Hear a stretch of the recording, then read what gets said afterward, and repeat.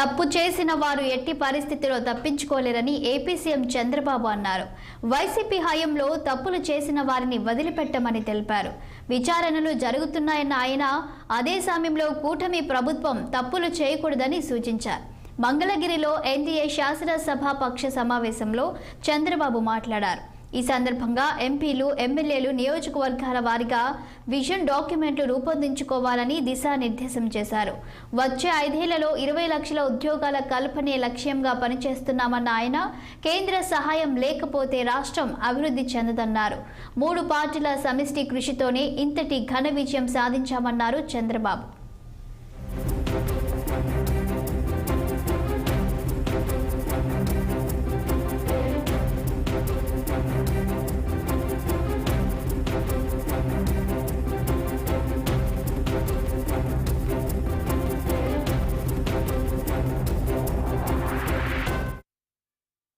ఇప్పుడు నేను పోటీ చేస్తే ప్రభుత్వ వ్యతిరేక ఓటు చీలుతుంది కాబట్టి చీలకూడదని నిర్ణయం తీసుకుని ఆ రోజు పోటీ చేయకుండా అందరి అభ్యర్థుల కోసం పనిచేసిన వ్యక్తి పవన్ కళ్యాణ్ గారు. నేను ఎప్పుడూ మర్చిపోలేనది.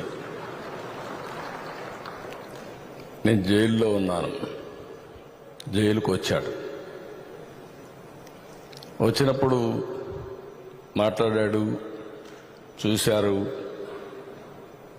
అన్నీ ఆలోచించిన తర్వాత బయటెళ్ళి కష్టకాలంలో ఉన్నప్పుడు ఏమాత్రం కూడా ఆలోచించకుండా జనసేన, తెలుగుదేశం పార్టీ 2 పార్టీలు కలిసి పోటీ చేస్తాయని చెప్పిన వ్యక్తి పవన్ కళ్యాణ్ గారు. అప్పటికి వాస్తవంగా ఆలోచిస్తే బీజేపీతో పొత్తులో ఉన్నారు.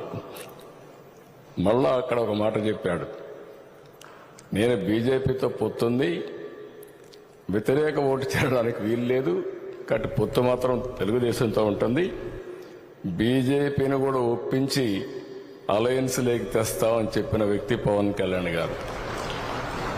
ఇప్పుడు నేను పోటీ చేస్తే